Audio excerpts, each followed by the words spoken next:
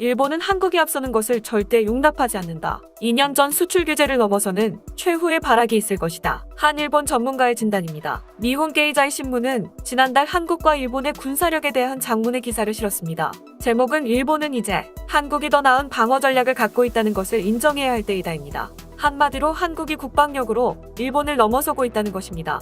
먼저 기사의 내용을 살펴보겠습니다. 기사를 쓴 아키타 히로유키 기자는 만약 한국이 일본의 군사력을 따라잡는다면 한국이 외교와 역사 갈등 문제에 있어서 일본에 비해 우위에 서게 될 것이라고 전망했습니다. 군사력에서 우위에 서 있는 한국에 대해 일본도 위안부 문제나 강제징용 문제 등에서 지금처럼 뻣뻣하게 나오지는 못할 것이라는 분석입니다. 이 기사는 마침내 일본이 중국을 상대하면서 미국, 유럽과의 긴밀한 유대의 길을 닦았고 자유롭고 개방적인 인도태평양의 비전을 실현시켰다고 시작합니다. 그렇지만 일본은 이 같은 약속을 이행할 능력이 있는지 의문이라며 불행하게도 그렇지 못한 것 같다고 진단하고 가장 큰 문제는 일본의 극히 적은 국방 예산이라고 지적했습니다. 452억 달러가 조금 넘는 일본의 국방 예산은 국내 총생산의 약 1%로 구성되어 있으며 2013년부터 2021 회계연도 예산 증가율이 소폭에 그쳤지만 일본의 GDP 대비 방위비 지출은 G7 국가 중 가장 낮다고 강조했습니다. 이와는 대조적으로 지난 8년간 중국의 국방비는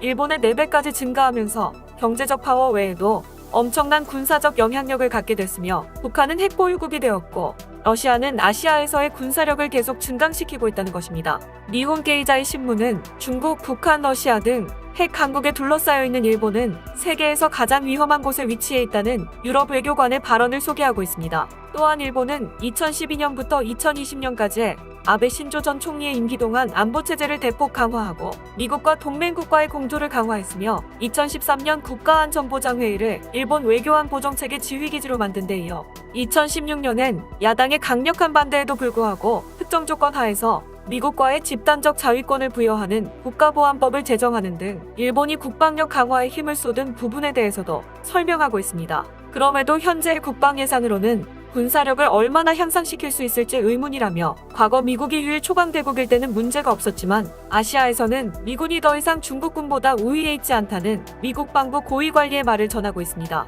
굳건한 미일 동맹 관계에도 불구하고 일본은 자국의 방위에 대해 불안감을 느끼고 있다는 것입니다. 그러면서 기사에서는 한국을 언급합니다. 동북아 전역이 군사적 대비태세를 강화한 점을 감안해 방위비 증액에 있어 한국이 일본보다 단호한 태도를 보였다는 것입니다. 2017년 취임한 문재인 대통령은 2018 회계연도부터 2020 회계연도까지 국방 예산을 전년 대비 7에서 8.2%까지 대폭 늘렸다고 언급하면서 미 중앙정보국이 집계한 자료에 따르면 한국은 GDP의 2.7%를 국방비로 배정하고 있는데 이는 미국을 제외한 G7 국가들을 모두 앞서는 수준이라고 놀라움을 드러내고 있습니다. 특히 일본의 방위비는 구매력 기준으로 2018 회계연도에 이미 한국에 추월당했으며 환율이 그대로 유지된다는 가정하에 2021 회계연도 성장률 기준으로 한국의 실제 국방비는 2023 회계연도까지 일본을 추월할 것으로 예상된다고 전했습니다. 또한 일본의 국방 예산은 추경과 기타 지출까지 계산해도 최근 몇 년간 1% 증가하는 데 그쳤고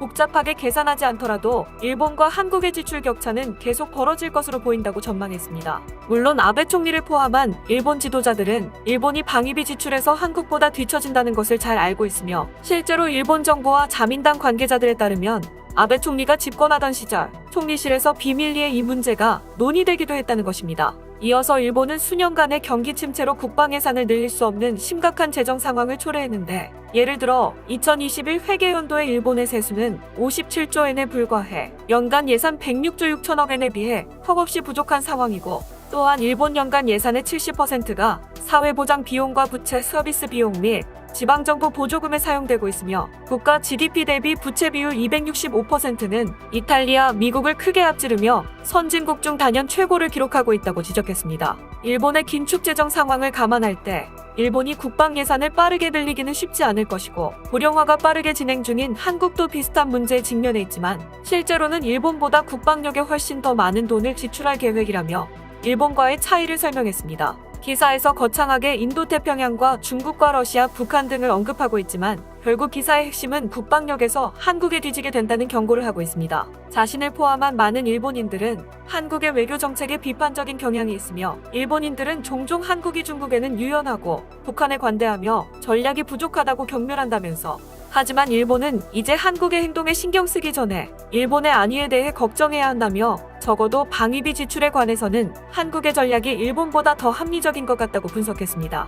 이 신문은 박영준 한국국방대 교수와의 인터뷰를 통해 한국이 어떤 분야에 투자하고 있는지 점검하고 있습니다. 하나는 북한의 핵과 미사일 능력 향상에 대응하기 위한 한국형 미사일 방어 체계와 정찰 능력을 강화하는 것이고, 이와 함께 현재 주한미군이 갖고 있는 전시작 전통제권을 환수하는 것이며, 또 다른 초점은 해군력 강화로 특히 중동에서 한국으로 이어지는 항로를 위해 신형 이지스함과 경항공모함 등이 배치될 예정이라고 분석했습니다. 이 두 가지 투자가 중요한 것은 한국이 미군의 의존도를 낮추고 국방력을 향상시키는 것으로, 한국은 중국을 자극하지 않기 위해 북한을 주된 이유로 꼽지만 중국의 군사 위협도 당연히 고려되고 있다고 전했습니다. 한국 안보에 정통한 이토고타로 해논 글로벌 문제연구소 선임연구원은 최근 들어 중국 어선과 군함이 한국 인근 해역으로 몰려들었고, 중국 군용기들도 한국의 방공식별구역에 자주 진입하고 있다며 한국도 중국군에 더 잘 대응하기 위해 해군과 공군력을 강화하고 있다고 말했습니다. 기사를 마무리하면서 일본은 한국의 조치가 가져올 긍정적인 영향과 부정적인 영향을 심각하게 평가해야 한다고 전제하면서 한국 전문가인 이신호 주냐 예이오대 교수의 발언을 소개하고 있습니다.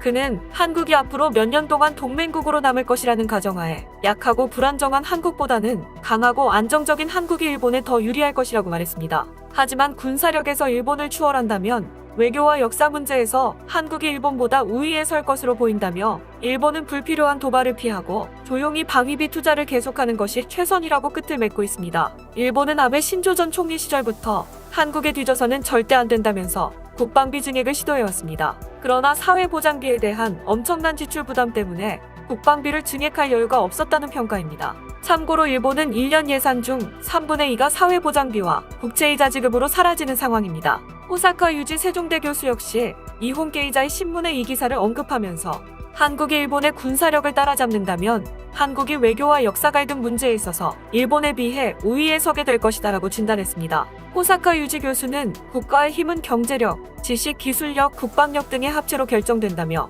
기사 내용이 상당히 객관적으로 보인다고 평가했습니다. 이제 일본이 한국에 대해 아나무인으로 해법을 먼저 가져오라고 버티거나 일방적으로 굴지 못하게 된다는 것입니다. 호사카 교수는 이어서 2020년 IMF가 발표한 국민 1인당 구매력 평가에서 한국은 27위로 일본을 따돌렸다면서 경제력뿐만 아니라 국방력까지 앞선다면 일본이 한국에 대해서 비합리적인 말을 하지 못하는 상황에 생각보다 빨리 오지 않을까 생각한다고 말했습니다. 또한 일본은 무사의 나라이기 때문에 이길 수 없는 상대라고 생각하면 고개를 숙인다며 미국 앞에서는 푸들마냥 온순해지는 일본의 현실을 꼬집었습니다. 호사카 교수는 일본에 대한 경계도 잊지 않았습니다. 일본은 한국이 위로 가는 것을 절대 용납하지 않을 것이기 때문에 마지막에 발악이 있을 것이라고 예상하면서 그 시작은 재작년의 수출 규제와 경제 보복이었고 앞으로도 한 번쯤은 더 도발이 있을 가능성이 있다고 경고한 것입니다. 조작과 날조에 능하고 전형적으로 강약약강의 비열한 모습을 보이고 있는 일본은 한국이 떠오르는 것을 막기 위해 무슨 짓이든 서슴지 않을 것입니다. 역사가 되풀이되는 것을 막기 위해서는 일본에 대해 철저하게 경계하고 관리해 나가야 할 것이고, 일본을 누를 수 있는 기회가 오면 인정사정 없이 밟아버려야 할 것입니다. 지금까지 힐링타임이었습니다.